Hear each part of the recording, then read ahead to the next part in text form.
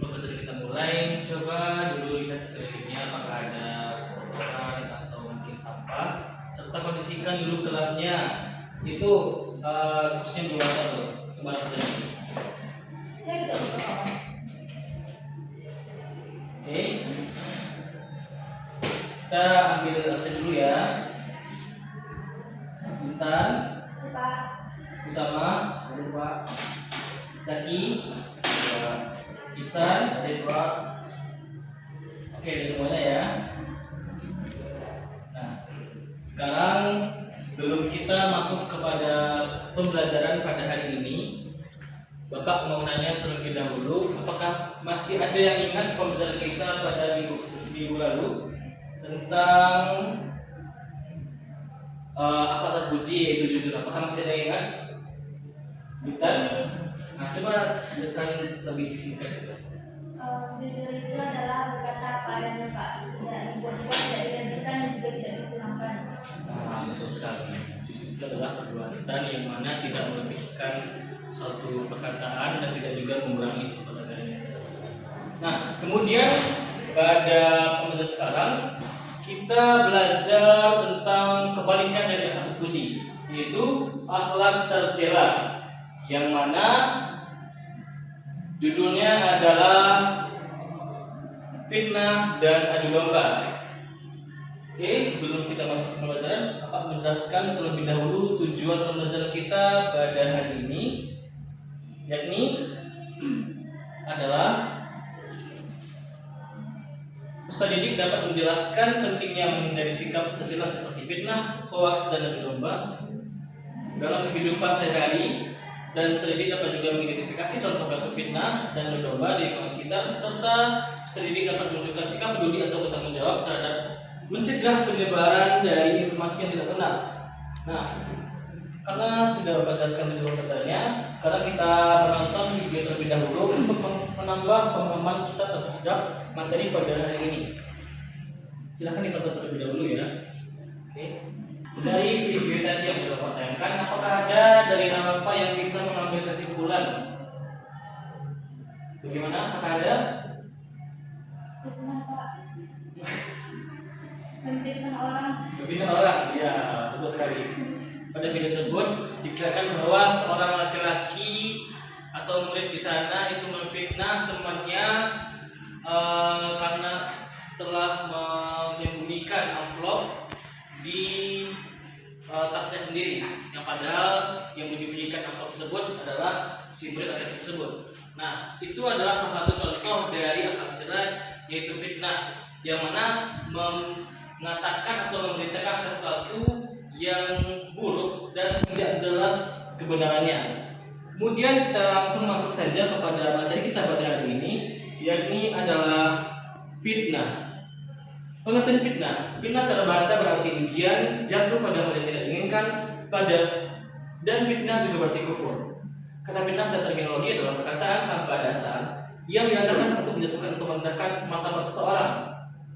Fitnah juga diberitikan kebohongan yang diciptakan untuk membunuh karakter atau seseorang karena ada sebab-sebab tertentu. Dalam pandangan Yusuf Qaradawi, pelaku fitnah adalah orang-orang yang menyisau umat Islam serta meyakini para dai-nya. Pelaku fitnah juga adalah orang-orang yang menunjukkan keyakinan-keyakinan yang sesat dan prinsip-prinsip yang merusak kepada agama. Jadi fitnah itu adalah salah satu perbuatan yang sangat-sangat berbahaya dan juga sangat-sangat tercela, karena hanya dengan perkataan itu mampu meluluhlantakkan sebuah negara dan mampu juga memutus tali silaturahim. Makanya fitnah ini adalah suatu perbuatan yang harus kita hindari dalam kehidupan sehari-hari. Kemudian kita lanjut kepada dalil fitnah, yakni pada Quran surat Al-Qalam ayat 10 dan juga 11. Tapi mohon maaf sebelumnya karena di layar terpotong. Sebenarnya itu ada Al-Qalam ayat 10 dan 11. Nah, Bapak mau minta tolong kepada Anda yang laki-laki pertama untuk membacakan ayatnya. Pada anak laki coba bacakan terlebih dahulu. A'udzu billahi minasyaitonir rajim. Bismillahirrahmanirrahim. Wa la tuti' kulla halafin مهين حمال مشاء بنميم. Masya Allah, sudah Subhanallah. Terima kasih kepada Zaki. Nah, dari sini Allah juga menerangkan kepada seluruh umat manusia bahwa kita tidak boleh mematuhi seseorang yang suka bersumpah. Ada orang yang suka bersumpah yang kita lihat di kehidupan sehari, dan juga suka menghina serta suka mencela, yang mana kian kemari dia itu menyebarkan fitnah dari celaan mereka, dari hinaan mereka, dan dari sumpah mereka. Kemudian lanjut pada materi selanjutnya adalah motivasi berbuat fitnah, yang mana kenapa sih seorang itu berbuat fitnah. Jadi ada beberapa motivasi atau beberapa alasan kenapa seseorang berbuat fitnah. Yang pertama, yakni mencari harta duniawi. Kemudian motivasi orang berbuat fitnah yang kedua adalah menjerumuskan orang ke dalam neraka. Dan kemudian mencari jabatan atau posisi tertentu. Nah, kemudian kita lanjut kepada menghindari berbuat fitnah. Jadi sudah dijelaskan ada beberapa dari motivasi berbuat fitnah dan juga menghindari fitnah. Sekarang ada cara kita menghindari berbuat fitnah tersebut, yang mana dengan 3 cara, yakni yang pertama mengkaji dan mempelajari Al-Quran. Dengan mengkaji dan mempelajari Al-Quran, insya Allah kita akan dapat terhindar dari berbuat fitnah tersebut. Yang kedua, dengan meningkatkan keimanan. Dan yang ketiga, dengan berdoa agar terhindar dari bahaya fitnah, yang mana dengan kita berdoa kepada Allah Subhanahu wa taala dan juga serta meningkatkan keimanan, maka kelak nantinya kita dapat terhindar dari perilaku fitnah tersebut. Kemudian kita lanjut kepada materi kita yang kedua. Tapi sebelum kita lanjut kepada materi yang kedua, Pak menanya terlebih dahulu kepada anak-anak Bapak, apakah ada yang belum paham pada materi pertama tadi, yakni fitnah? Apakah ada yang ditanyakan? Sudah? Sudah paham semuanya? Oke, sudah paham. Lanjut kepada materi kedua, yakni adu domba, yakni pengertian adu domba. Secara etimologi namimah atau adu domba berarti suara pelan atau gerakan. Yang mana secara terminologi namimah adalah membuat perselisihan di antara pihak yang sebenarnya sepaham atau menaruhkan pihak-pihak yang sesungguhnya sepaham melalui ucapan. Jadi adu domba ini adalah itu membuat kedua belah pihak bertengkar dikarenakan adanya perkataan bohong atau mengadu agar kedua belah pihak yang damai tersebut berselisih. Nah, kemudian menurut Al-Ghazali, sesungguhnya namimah bersifat luas, yaitu dengan mengungkap sesuatu yang sesungguhnya tidak seharusnya diungkap, sehingga menimbulkan percekcokan di antara pihak-pihak yang ada melalui ucapan, tulisan, serta perbuatan atau isyarat. Contohnya saja bisa kita lihat pada hari ini, yang mana banyak terjadi peperangan di antara negara. Jadi ada nanti di satu negara yang mana negaranya itu aman-aman saja, namun di sosial media ada beberapa akun-akun yang mana sengaja melakukan sebuah adu domba, yakni dengan mengata-katakan atau mencela satu negara yang mana dia berasal dari negara yang lain juga, serta negara yang dicela tersebut mereka marah dan mereka ingin menyerang atau ingin membenci suatu negara tersebut, padahal yang mengatakan hal tersebut bukan berasal dari negara yang mengadu domba tersebut. Jadi itu adalah salah satu perbuatan yang sangat tercela dan juga harus kita hindari sebagai umat muslim tentunya.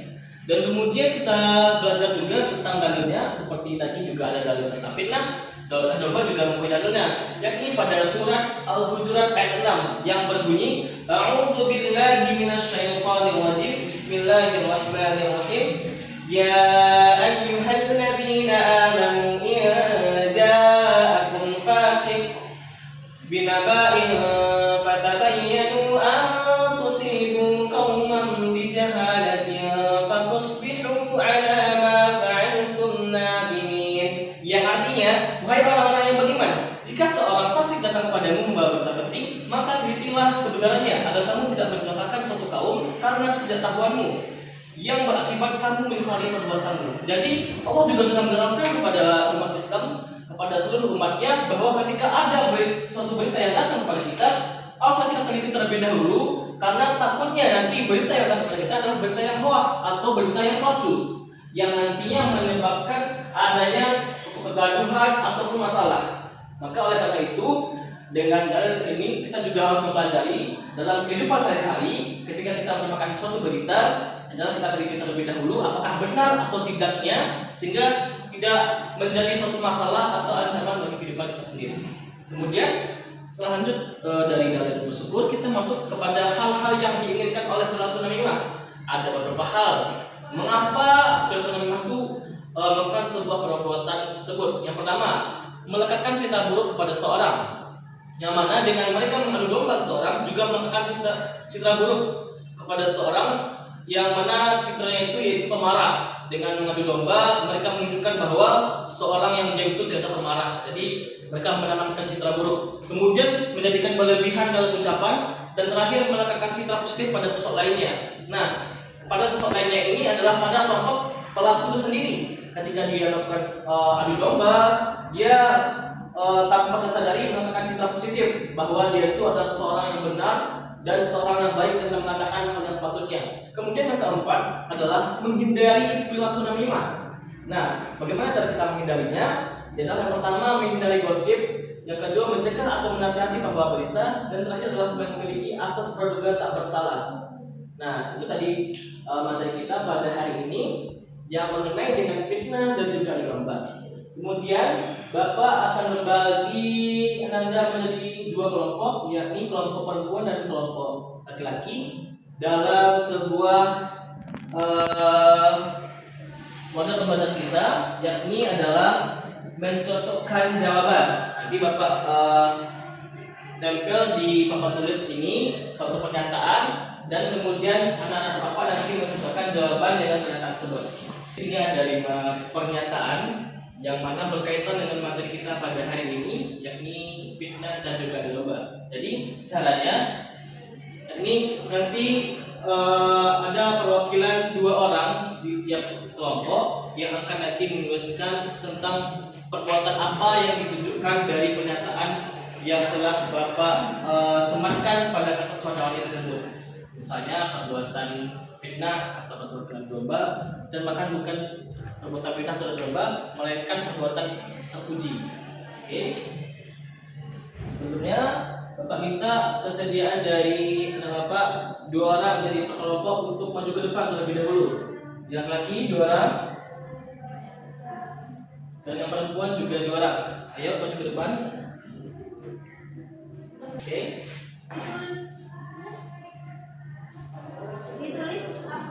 Ditulis jawabannya di bawah ini. Tanya bagaimana hal tersebut itu perbuatan apa gitu. Oke.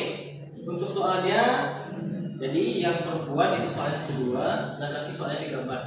Ayo anak Bapak sama maju ke depan. Oke.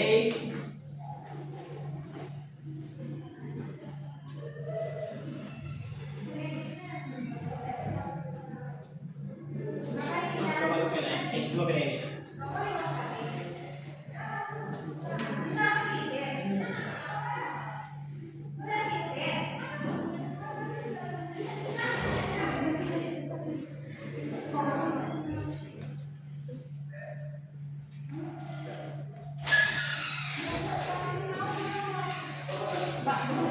Udah. Ya.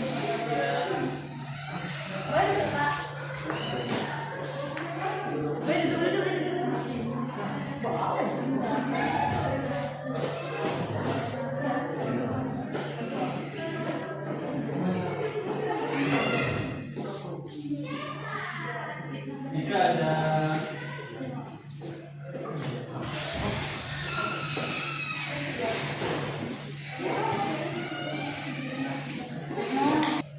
baik, terima kasih kepada Bapak yang sudah menjawab pernyataan dari beberapa yang Bapak buat di kertas warna tersebut. Kemudian kita koreksi terlebih dahulu ya pernyataannya. Oke, yang pertama, dia sebenarnya tidak pernah datang ke rapat, tapi dia bilang tersebut sudah hadir. Itu termasuk perbuatan apa? Ada apa tuh fitnah? Fitnah. Yakin? Kok berbohong? Jadi apa jawabannya? Ada apa tuh fitnah? Fitnah. Yakin? Jawabannya adalah fitnah. Berarti betul ya. Oke, soal kedua. Aku dengar si A ngomongin kamu. Dia bilang kamu sombong. Padahal belum tentu benar. Nah, kira-kira itu perbuatan fitnah atau adu domba? Fitnah. Adu domba. Karena dia mengatakan kepada si A bahwa dia sombong. Padahal belum tentu benar. Jadi dia seolah-olah mengadu seorang tersebut yang mana dengan menjelekkannya. Oke, ini jawabannya salah ya. Oke, soal yang ketiga, jika ada kabar yang belum jelas, aku akan tabayun dulu sebelum menyebarkannya. Siapa yang tahu tabayun? Apa itu tabayun? Ada tahu? Tabayun, mencari tahu kembali atau research. Jadi, jika ada kabar yang belum jelas, aku akan mencari tahu terlebih dahulu sebelum menyebarkan. Itu perbuatan apa? Perbuatan fitnah. Ini apa sama? Fitnah. Jadi kembali berlaku terpuji, salah yang sama. Oke, kemudian pertanyaan keempat, kata teman-teman wali kelas pilih kasih, masa iya? Itu perbuatan apa? Jadi pertanyaan di atas itu perbuatan apa tuh kira-kira? Fitnah, bagus. Perbuatan fitnah. Berarti ini tadi kan ini yang perempuan, ini laki-laki. Berarti satu sama ya. Jadi tidak ada.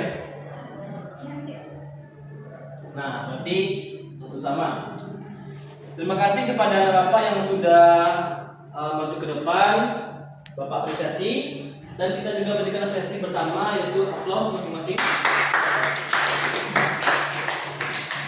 Baik, pada kegiatan terakhir ini adalah kita memberikan kesimpulan terkait dengan pembelajaran yang sudah melakukan tadi. Nah, Bapak sebelumnya menunjukkan Bapak yang bisa menyimpulkan pembelajaran kita pada hari ini. Apakah ada yang bisa menyimpulkan? Apa ada Zaki? Nah, coba simpulkan pembelajaran kita pada hari ini. Dalam kesempatan untuk kesimpulan pembelajaran kita hari ini, yang pertama itu ada kita harus pahami atau kita baca ini dua buah, yaitu fitnah dan adu domba. Kalau fitnah itu suatu hal yang tidak sebenarnya ataupun kebohongan. Kalau adu domba itu mengadu dua orang agar terjadinya pertengkaran. Baik, terima kasih. Kita berikan aplaus pada Zaki terlebih dahulu. Nah, betul yang katakan Zaki. Pembelajaran kita pada hari ini yakni tentang satu celah, yakni fitnah dan juga adu domba. Yang mana kalau fitnah adalah mengatakan sesuatu yang bukan terjadi dan juga menjelekkan terhadap seseorang, negara ataupun suatu organisasi. Kemudian juga adu domba adalah yang mana mengatakan keburukan tentang seseorang yang belum tentu benar serta berpotensi untuk mengadu dua orang atau dua pihak yang awalnya tidak ada pertengkaran. Nah, mungkin itu saja pembelajaran kita pada hari ini, dan nanti jangan lupa dibuat lesunnya ya tentang materi minggu depan. Apa materinya? Ada yang tahu? Materi minggu depan adalah materi ghadab, menjadi perilaku tercela, yakni ghadab. Oke? Jangan lupa ya. Nah, sebelum pulang Bapak memberikan tugas terlebih dahulu berupa LKPD yang nanti bisa Anda kerjakan di rumah dan juga dikumpulkan minggu depan ya. Oke, ini untuk yang kedua nanti kita kerjakan bersama untuk yang terakhir. Oke, terima kasih sebelumnya atas kerjasamanya. Bapak undur diri. Sebelum kita mengakhiri pembelajaran, mari kita ucapkan doa kafaratul majelis terlebih dahulu. Subhanakallahumma wa bihamdika asyhadu an la ilaha illa anta astaghfiruka wa atubu ilaik. Baik. Wassalamualaikum warahmatullahi wabarakatuh. Waalaikumsalam.